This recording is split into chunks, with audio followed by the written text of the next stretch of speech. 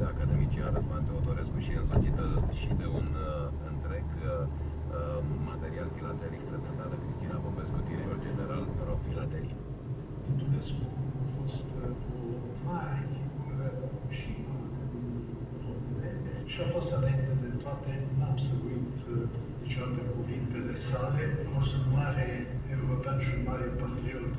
Nu mă interesează, spune el, omenirea, decât în măsură în care România își are un loc în această omenire. Este ca întotdeauna o ocazie specială pentru a pleca în lume prin imagini care nouă ne sunt atât de dragi.